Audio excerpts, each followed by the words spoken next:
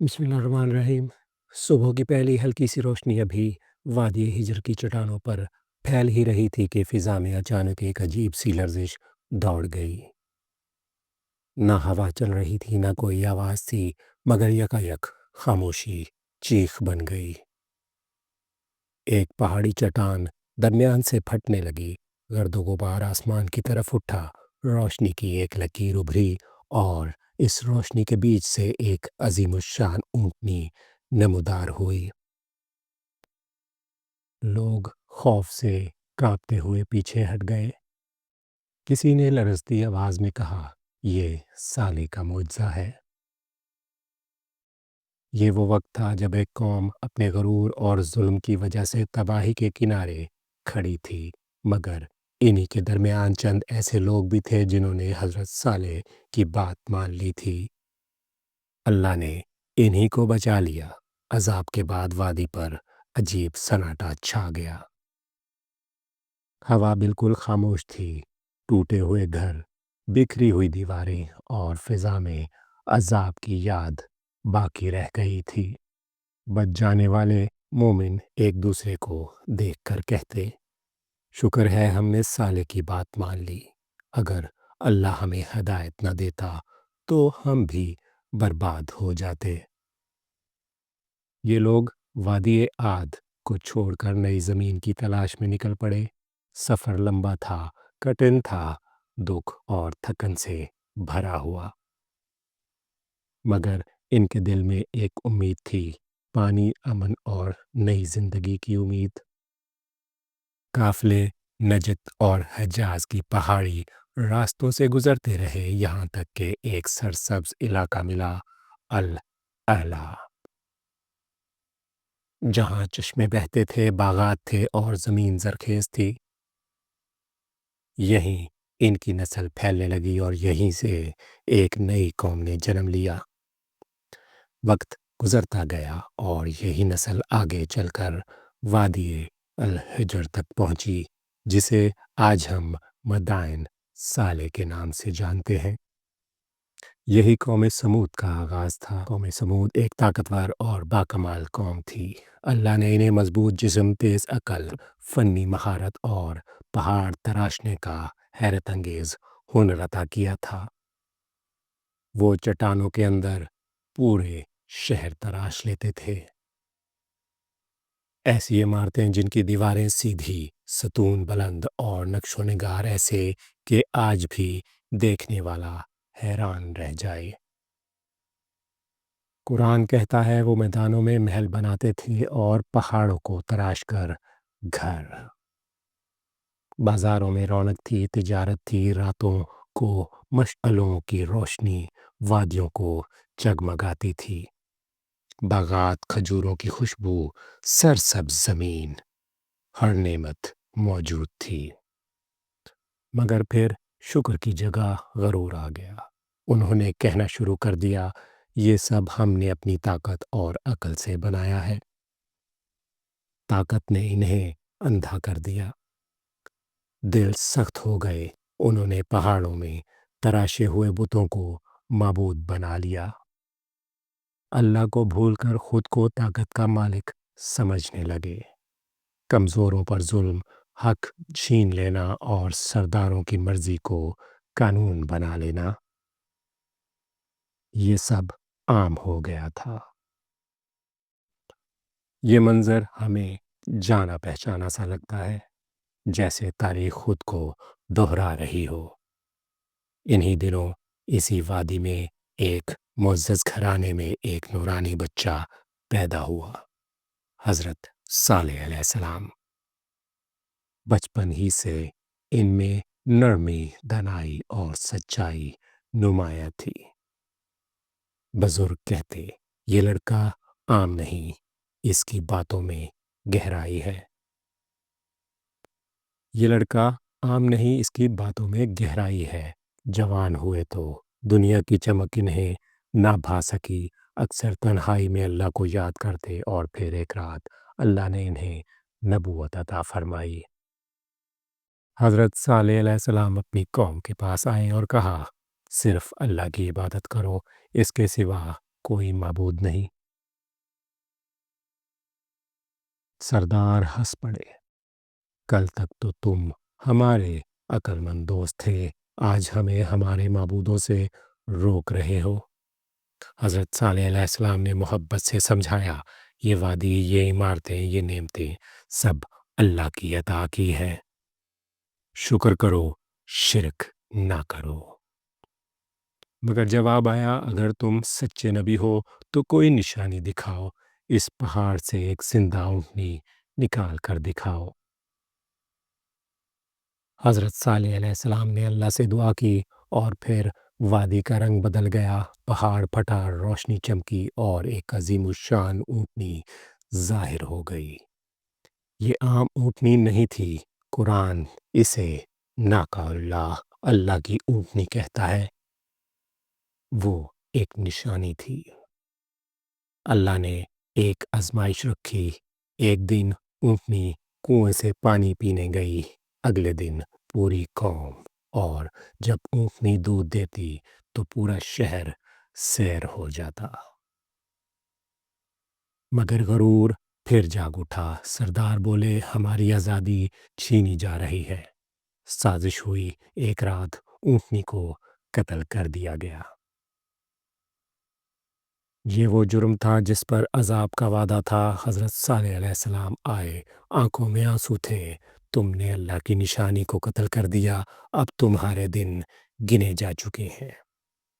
پہلا دن چہرے زرد، دوسرا دن چہرے سرخ، ہوا جلتی ہوئی، تیسرا دن چہرے سیاہ، اور پھر فجر سے پہلے زمین لرزی، پہاڑ ہلے، ایک ہولناک چیخ گونجی اور سب ختم ہو گیا۔ قرآن کہتا ہے، ایک چیخ نے انہیں آ لیا۔ قوم سمود صفحہ ہستی سے مٹ گئی۔ حضرت صالح علیہ السلام وادی کے کنارے کھڑے ہو کر بولے، میں نے تمہیں سمجھایا تھا مگر تم نصیحت پسند نہیں کرتے تھے۔ مدائن صالح آج بھی گواہی دیتی ہے، قومیں عمارتوں سے نہیں، ایمان سے بچتی ہیں۔ اگر آپ کو یہ قرآنی داستان پسند آئی تو ویڈیو کو لائک کیجیے، چینل کو سبسکرائب کیجیے، کمنٹس کیجیے اور جیتے رہیں، خوش رہیں۔ آج ہم قرآن کی ایک بہت ہی ڈرامائی داستان پر بات کریں گے، قوم سمود کے عروج اور پھر ان کے زوال کی کہانی۔ یہ قصہ ہے حضرت صالح علیہ السلام اور ان کی قوم کا، جو ہمیں تکبر اور اس کے انجام کا ایک ایسا سبق سکھاتا ہے جو کبھی پرانا نہیں ہوتا۔ تو چلیے کہانی شروع کرتے ہیں سیدھا اس منظر سے۔ صبح کا وقت ہے، وادی ہجر کی چٹانوں پر ابھی سورج کی پہلی کرنیں پڑ ہی رہی ہیں کہ اچانک فضا میں ایک عجیب سی کپ کپی محسوس ہوتی ہے۔ کوئی ہوا نہیں، کوئی آواز نہیں، لیکن یہ خاموشی کسی انہونی کا پتہ دے رہی تھی۔ ایک معجزہ، ایک نشانی، اور پھر سب کی آنکھوں کے سامنے ایک بلند و بالا پہاڑی چٹان بیچ سے پھٹنے لگتی ہے۔ گرد و غبار کا ایک طوفان اٹھتا ہے اور روشنی کی ایک تیز لکیر کے بیچ سے ایک عظیم الشان اونٹنی باہر نکلتی ہے۔ لوگ یہ دیکھ کر خوف سے کانپتے ہوئے پیچھے ہٹ جاتے ہیں، اور اسی ہجوم میں سے کوئی لرزتی ہوئی آواز میں کہتا ہے، یہ صالح کا معجزہ ہے۔ بس یہی وہ لمحہ تھا جس نے ایک پوری قوم کی تقدیر کا فیصلہ کر دیا تھا۔ قوم سمود کا عروج۔ اچھا، لیکن سوال یہ ہے کہ یہ قوم یہاں تک پہنچی کیسے؟ تو قصہ کچھ یوں ہے کہ قوم سمود کا تعلق وادی عاد کے لوگوں سے تھا، جو العلا کی زرخیز زمینوں پر آ کے بسے۔ وقت کے ساتھ ساتھ یہ لوگ وادی الحجر تک پھیل گئے، وہی جگہ جسے آج ہم مدائن صالح کے نام سے جانتے ہیں۔ اور یہ کوئی عام قوم نہیں تھی، یہ ایک بہت طاقتور اور باکمال قوم تھی۔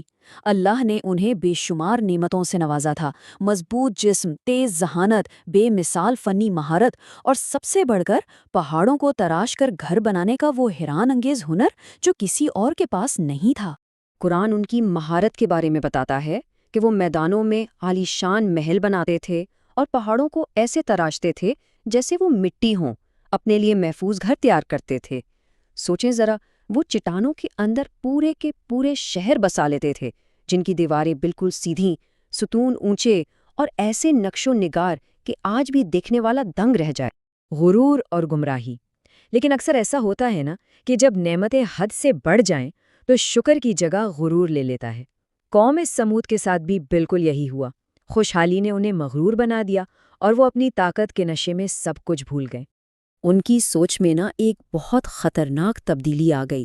کہاں وہ وقت تھا جب وہ اپنی ہر کامیابی کو اللہ کا فضل سمجھتے تھے، اور کہاں اب یہ کہنے لگے کہ ارے نہیں، یہ سب تو ہم نے اپنی طاقت اور اپنی عقل سے بنایا ہے۔ وہ سمجھنے لگے کہ بس وہی اپنی تقدیر کے مالک ہیں، اور نتیجہ اللہ کو بھول گئے اور اپنے ہی ہاتھوں سے تراشے ہوئے بتوں کی پوجا شروع کر دی۔ یہ منظر کچھ جانا پہچانا سا نہیں لگتا؟ جیسے تاریخ خود کو دہرا رہی ہو، جب انسان اپنی ٹیکنالوجی اور طاقت پر اتنا مغرور ہو جائے کہ وہ اپنے بنانے والے کو ہی بھول جائے۔ خیر، اسی فساد اور گمراہی کے دور میں اسی قوم کے ایک معزز گھرانے میں حضرت صالح علیہ السلام پیدا ہوئے۔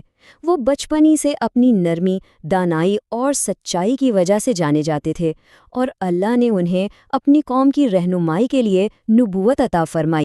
حضرت صالح اپنی قوم کے پاس ایک بہت سیدھا اور واضح پیغام لے کر آئے۔ انہوں نے کہا، صرف ایک اللہ کی عبادت کرو، اس کے سوا کوئی عبادت کے لائق نہیں۔ انہوں نے یاد دلایا کہ دیکھو، یہ وادیاں، یہ عمارتیں، یہ ساری نعمتیں اللہ کی دی ہوئی ہیں، تو شرک چھوڑو اور شکر کا راستہ اپناؤ۔ لیکن قوم کے سردار، جن کی طاقت اور اختیار اسی بت پرستی کے نظام پر ٹکا تھا، وہ ہنس پڑے۔ انہوں نے حضرت صالح کا مذاق اڑایا اور کہا، اچھا، اگر تم سچے نبی ہو تو کوئی نشانی دکھاؤ، چلو اسی پہاڑ سے ایک زندہ اونٹنی نکال کر دکھاؤ۔ انہوں نے سوچا کہ یہ تو ایک ناممکن شرط ہے۔ اللہ کی اونٹنی۔ حضرت صالح نے اللہ سے دعا کی اور وہی معجزہ رونما ہوا جس کا ہم نے شروع میں ذکر کیا۔ پہاڑ پھٹا اور ایک عظیم اونٹنی ظاہر ہو گئی۔ یہ ان کے مطالبے کا جواب تھا، ایک کھلی نشانی۔ اور یہ کوئی عام اونٹنی نہیں تھی۔ قرآن اسے ناقۃ اللہ کہتا ہے، یعنی اللہ کی اونٹنی۔ یہ صرف نبوت کی نشانی نہیں تھی، بلکہ یہ قوم کی اطاعت اور ان کے ایمان کے لیے ایک آزمائش بھی تھی۔ اللہ نے ایک بہت سادہ سا امتحان رکھا۔ ایک دن کنویں سے صرف یہ اونٹنی پانی پیے گی، اور اگلے دن پوری قوم۔ یہ نظم و ضبط اور وسائل کو بانٹنے کا ایک ٹیسٹ تھا، اور اس کے بدلے میں ایک نعمت بھی تھی۔ اونٹنی اتنا دودھ دیتی تھی کہ پورا شہر اس سے سیر ہو جاتا تھا۔ نافرمانی کا انجام۔ لیکن سرداروں کا غرور بیچ میں آ گیا۔ انہیں لگا کہ اس نئے نظام سے تو ان کی اجارہ داری چھینی جا رہی ہے۔ وہ اللہ کی اس نشانی کو برداشت ہی نہ کر سکے اور ایک خوفناک سازش تیار کرنے لگے۔ اور پھر نافرمانی کی انتہا کر دی گئی۔ ایک رات انہوں نے اللہ کی اس نشانی کو بے دردی سے قتل کر دیا۔ یہ وہ جرم تھا جس نے ان کی قسمت پر مہر لگا دی اور جس پر عذاب کا وعدہ کیا گیا تھا۔ جب حضرت صالح کو اس کی خبر ملی تو ان کی آنکھوں میں آنسو تھے۔ انہوں نے اپنی قوم سے کہا، تم نے اللہ کی نشانی کو قتل کر دیا، اب تمہارے دن گنے جا چکے ہیں۔ ایک چیخ اور خاموشی، اور پھر تباہی کی الٹی گنتی شروع ہو گئی۔ انہیں 3 دن کی مہلت ملی، اور ہر دن عذاب کی ایک نئی نشانی ظاہر ہوتی رہی۔ پہلے دن ان سب کے چہرے خوف سے زرد پڑ گئے۔ دوسرے دن فضا میں ایسی تپش تھی کہ ان کے چہرے سرخ ہو گئے، اور تیسرے دن ان کے چہرے کالے پڑ گئے، جو آنے والی موت کا صاف اعلان تھا۔